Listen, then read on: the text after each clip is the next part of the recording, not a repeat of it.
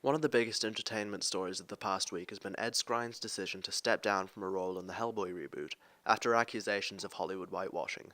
This move may work out for Skrine, whose profile has been boosted as a result of the publicity, but it could also work out for the movie itself because of the amount of interest that's been generated as a result of the coverage. So today I'll go over just what we know about the upcoming film, whose running title is Rise of the Blood Queen.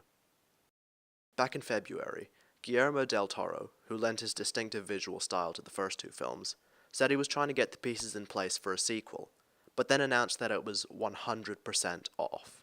The movie in the works at the moment seems to be completely clean of del Toro, who's not even acting as a producer on it. Instead, Neil Marshall is currently slated to direct. Marshall has a couple of fun B-movies and half-decent horror films under his belt, which could be an indication that the studio behind the film, Millennium, is looking for a more conventional slant on it, instead of del Toro's special brand of weirdness, which was a hit with fans and critics but resulted in the movie only doing okay at the box office.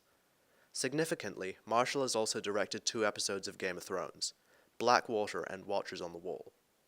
Now if you've seen these episodes, you'll know that they're the climactic battles for their respective seasons, and are basically wall-to-wall action, which backs up the theory that Millennium is going for a more conventional take. The film is still in its early stages, so only 5 actors are attached so far. The 2 confirmed returning characters so far are Hellboy and his father, Professor Broom, played by David Harbour and Ian McShane respectively. Harbour's a veteran, with a host of films under his belt, but mostly got stuck with bit parts in smaller movies and TV shows. He broke through last year though, with his role as Chief Hopper in Stranger Things. He's replacing Ron Perlman, who had great success with the role but apparently refused to reprise it unless del Toro was directing. Ian McShane is replacing John Hurt, who died in January. Also starring is Mila Jovovich as the Blood Queen, a powerful witch who's apparently quite big in Hellboy lore. You'll know Mila from several shit horror films and one good sci-fi from 20 years ago. Supporting are Sasha Lane and Penelope Mitchell. At the moment, we've got no clue what'll happen with the other returning characters. Perlman's refused his role and Hurt died, but the other actors haven't given any statements yet. Abe Sapien and Liz Sherman are pretty key parts of the Hellboy canon, but Selma Blair and Doug Jones have stayed silent on the issue. Likewise Seth MacFarlane, who played Johann Kraus. I thought that del Toro's distinctive visual style really suited the franchise, especially in the second film, when they began to dig into the nearly 25 years of lore laid down by Hellboy creator Mike Mignola. The advances in CGI between the first 2 films made a massive difference, and the blend of practical and computer effects meant that the Golden Army was absolutely stunning to watch. Now imagine what del Toro could do with the technology available to us now.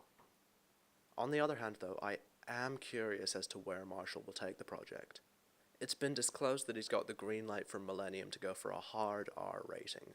Now the Hellboy films were good, and they had heart, but you could never say that you really felt afraid for the protagonist.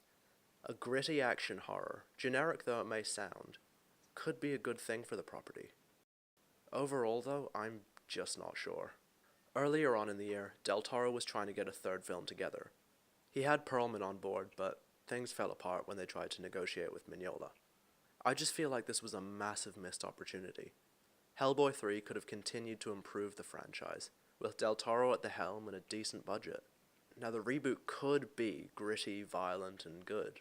Or it could just be loud and shite like everything else Millennium's produced over the years. I guess we'll just have to wait, but I'm not optimistic.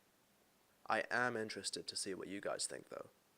Could Harbour fill Perlman's boots? Is a reboot a better idea than an end to the trilogy? Let me know in the comments.